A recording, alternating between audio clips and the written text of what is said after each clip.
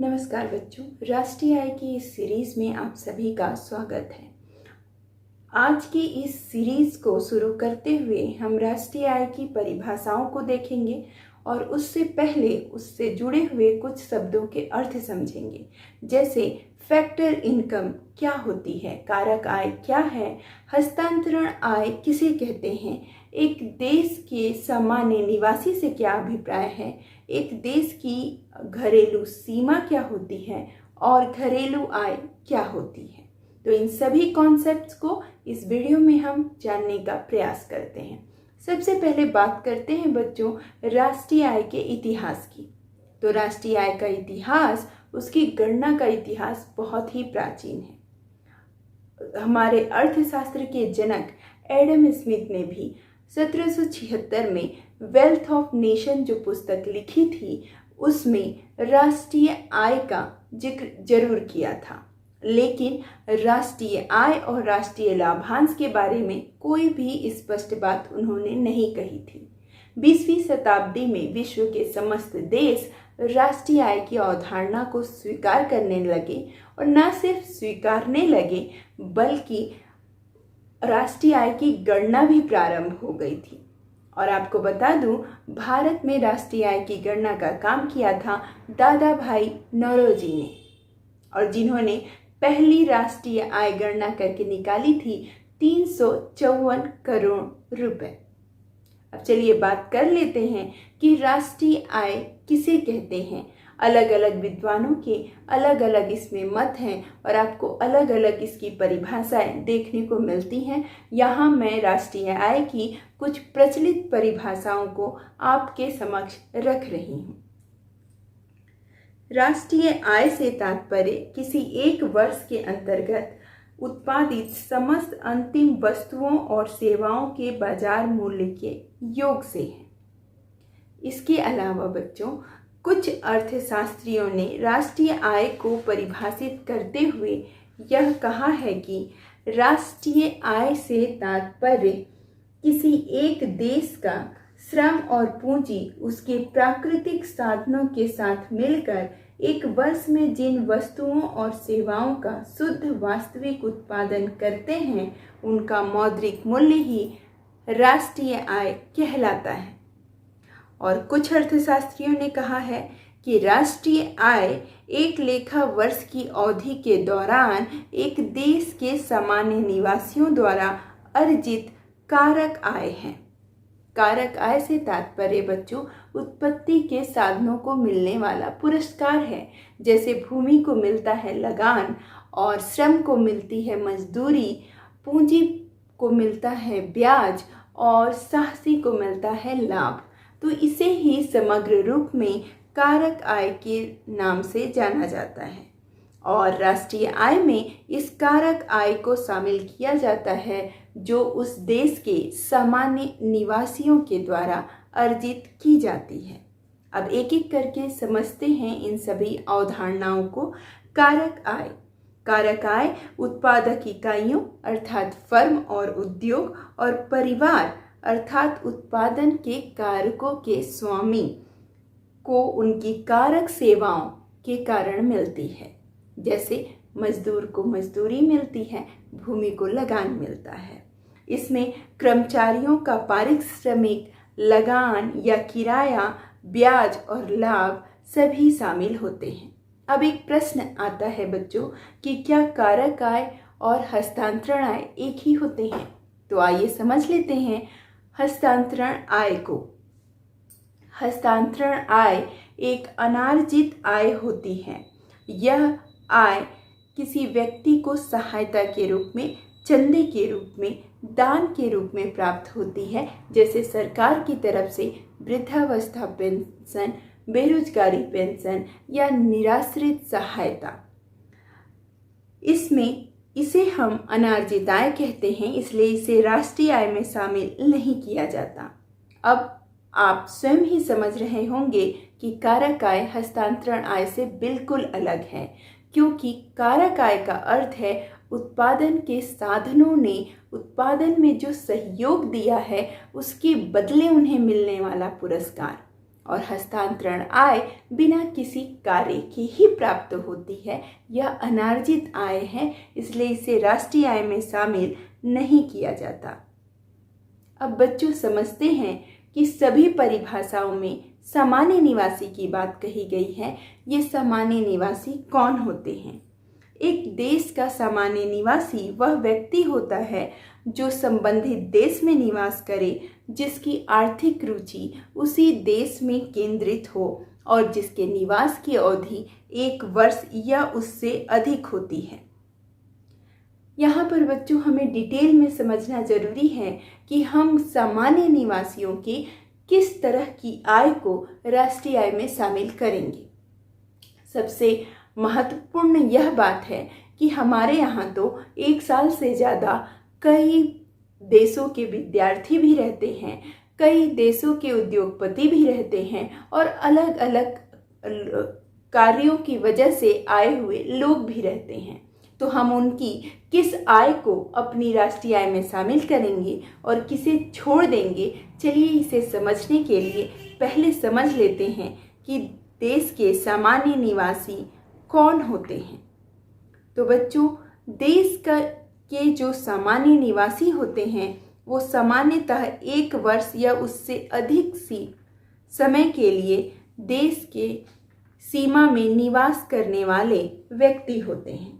इसी के साथ बच्चों, ये व्यक्ति अपनी आर्थिक रुचि उत्पादन, उपभोग जैसी क्रियाओं में भी उसी देश में शामिल रहते हैं।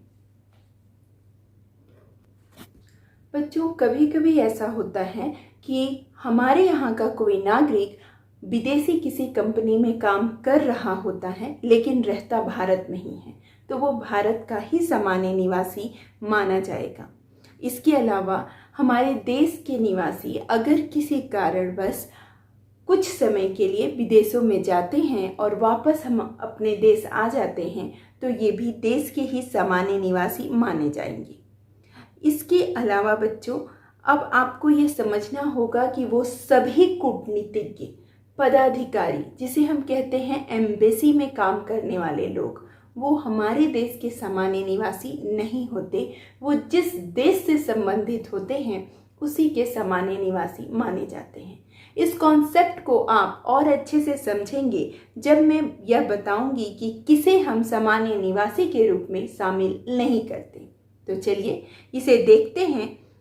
अगर कोई विदेशी सैर सपाटे, मनोरंजन, अवकाश या चिकित्सा, अध्ययन, कॉन्फ्रेंस या खेल कूद के लिए किसी देश में गया है तो उसे उस देश का सामान्य निवासी नहीं माना जाएगा। एम्बेसी में कार्य करने वाले लोग, विदेशी सशस्त्र सेना के सदस्य जो एक देश में स्थापित हैं, उन्हें भी उस देश का सामान्य निवासी नहीं माना जाएगा, बल्कि वो जिस देश के हैं उन्हीं का सामान्य निवासी माना जाएगा। इसके अलावा अगर कोई अंतर्राष्ट्रीय संगठन है और वो किसी देश में स्थित है, तो उस संगठन में काम करने वाले लोग जिस देश से संबंधित हैं वो उसके सामान्य निवासी होंगे, हमारे नहीं। ठीक वैसे ही विदेशी समुद्री जहाज के क्रू मेंबर, कर्मी दल, जब कभी जहाज भले ही साल भर से ज़्यादा या 2 साल 3 साल तक हमारे तटों पे रुक जाए, तो भी वो हमारे देश के सामान्य निवासी नहीं माने जाएंगे।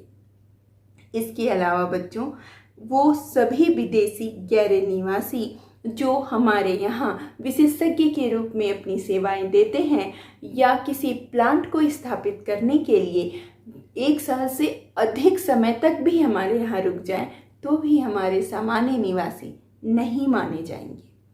अब बच्चों, आप समझिए कि आपके देश की घरेलू सीमा से क्या तात्पर्य है। वायु मार्ग, जल मार्ग सभी देश की घरेलू सीमा में आते हैं। मछली पकड़ने की नौकाएं, तेल, प्राकृतिक गैस, ये सब कुछ भी देश की घरेलू सीमा के अंतर्गत आते हैं। संयुक्त राष्ट्र संघ के अनुसार बच्चों, आर्थिक सीमा एक सरकार द्वारा नियंत्रित की गई उस भौगोलिक सीमा को कहते हैं जिसके अंदर व्यक्ति, वस्तुएं और पूंजी स्वतंत्र रूप से सर्कुलेट होते रहते हैं, परिचालित होते रहते हैं। देशों में स्थित हमारा दूतावास भी हमारी ही घरेलू सीमा के अंतर्गत माना जाएगा और इसीलिए उस दूतावास में काम करने वाले लोगों की आय को हम अपने देश की आय में शामिल करेंगे। तो इस कॉन्सेप्ट को ऐसे समझिए बच्चों, राजनीतिक जो भूभाग होते हैं इसका संबंध उससे नहीं है, बल्कि इसका संबंध है कि किन किन जगहों पर हमारे देश के व्यक्ति, वस्तु और पूंजी सर्कुलेट हो रहा है। वो जहाँ भी जिस रूप में भी सर्कुलेट हो रहा है वो हमारी घरेलू सीमा में उत्पन्न हुआ आय ही माना जाएगा और वो व्यक्ति हमारे सामान्य निवासी ही माने जाएंगे, फिर चाहे वो अमेरिका में रहें या जापान में। अब बच्चों हम ये देख लेते हैं कि घरेलू आय क्या होती है। घरेलू आय एक लेखा वर्ष के दौरान घरेलू सीमा में सृजित की गई या अर्जित की गई कारक आय, फैक्टर इनकम होती है, जो उस राष्ट्र के घरेलू सीमा के भीतर उसके सामान्य निवासी और गैर निवासी दोनों के ही द्वारा अर्जित की गई आय होती है। अब यहाँ आपको कुछ बातों पर ध्यान देना है कि अगर किसी विदेशी ने, किसी गैर निवासी ने हमारे देश में, हमारे देश की घरेलू सीमा के अंतर्गत किसी आय का सृजन किया है, किसी वस्तु का उत्पादन किया है, तो वह हमारी ही वस्तु मानी जाएगी और वो हमारे ही देश की घरेलू आय में शामिल होगी। जैसे जितने भी विदेशी स्टोर यहाँ खुले हुए हैं कपड़ों के, जैसे वॉलमार्ट है, इसके अलावा आप क्लब फॉक्स है, जॉन प्लेयर है, ये सभी विदेशी कंपनियों के स्टोर हमारे देशों में स्थापित हैं और इन कंपनियों की आय हमारे देश की राष्ट्रीय आय में शामिल है। क्यों? क्योंकि वो हमारी घरेलू सीमा के अंतर्गत उत्पादन कर रहे हैं, हमारी घरेलू सीमा के अंतर्गत उपभोग और वितरण कर रहे हैं, इसलिए उस आय को हमारे देश की घरेलू आय में शामिल किया जाएगा। उम्मीद करती हूँ कि इस उदाहरण से आप कॉन्सेप्ट को समझ रहे होंगे। इसी के साथ बच्चों, जब कभी हमें घरेलू आय को राष्ट्रीय आय में बदलना होता है तो हमें थोड़े से चेंजेस करने होते हैं। उस घरेलू आय में हम विदेशों से प्राप्त शुद्ध कारक आय को जोड़ देते हैं। सिर्फ इतना करने मात्र से राष्ट्रीय आय निकल जाती है। जैसे मैं यहाँ पर एक उदाहरण लेकर आपको बताऊं तो जब हमारे देश की सीमा के भीतर जितनी भी वस्तु और सेवाएं उत्पादित हुई हैं उनके मूल्य में हमारे देश के निवासी जो विदेशों में कार्य कर रहे हैं, हम उनकी आय को जब शामिल कर लग जाएगा हमारे देश की राष्ट्रीय आय। अब बच्चों कई बार यह प्रश्न आता है कि क्या घरेलू आय और घरेलू उत्पाद एक ही होते हैं? तो जी हाँ, बिल्कुल एक होते हैं, क्योंकि घरेलू उत्पाद के मौद्रिक मूल्य को ही तो घरेलू आय कहते हैं। तो इसीलिए घरेलू आय और घरेलू उत्पाद को एक ही माना जाता है। बस याद रखिएगा कि उस घरेलू आय में जब विदेशों से शुद्ध कारक आय को जोड़ दिया जाएगा तो वह राष्ट्रीय आय बन जाएगी। अब इसे समझिए बच्चों कि विदेशों से प्राप्त शुद्ध कारक आय को कैसे निकाला जाता है। एक तरफ हमारे देश के निवासी विदेशों में निवास करते हैं और वहाँ आय अर्जित करते हैं। मान लिया कि वहाँ हमारे देश के निवासियों ने कमाया 100 करोड़ रुपए एक साल के अंदर। ठीक वैसे ही दूसरे देश के निवासी हमारे यहाँ भी नौकरी कर रहे हैं और उन्होंने कमाया 80 करोड़ रुपए। तो हम शुद्ध कारक आय निकालने के लिए उस 100 में से 80 को घटा देंगे और जो 20 करोड़ हमें प्राप्त होगा वही होगी हमारी विदेशों से प्राप्त शुद्ध कारक आय।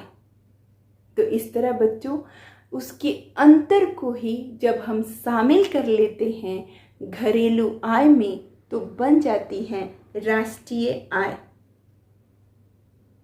अब घरेलू आय और राष्ट्रीय आय के अंतर को समझ लीजिए। घरेलू आय का अर्थ है यह एक देश की घरेलू सीमा में सृजित कारक आय का कुल जोड़ है, भले ही वो आय निवासियों या गैर निवासियों द्वारा अर्जित की गई हो। लेकिन राष्ट्रीय आय एक देश के निवासियों द्वारा अर्जित की गई कारक आय का योग होता है, फिर चाहे वो देश की घरेलू सीमा में अर्जित की गई है आय या विदेशों में। इसके अलावा बच्चों विदेशों से प्राप्त शुद्ध कारक आय घरेलू आय में शामिल नहीं होती, लेकिन विदेशों से प्राप्त शुद्ध कारक आय राष्ट्रीय आय में तो जरूर ही शामिल होती है। तो ये इस राष्ट्रीय आय से संबंधित कुछ अवधारणाएं थी जो मैंने आपके समक्ष रखा। अब नेक्स्ट वीडियो में मैं जीएनपी और उसकी गणना लेकर आऊँगी। चैनल पे बने रहिए, वीडियो को लाइक, शेयर और सब्सक्राइब करते रहिए।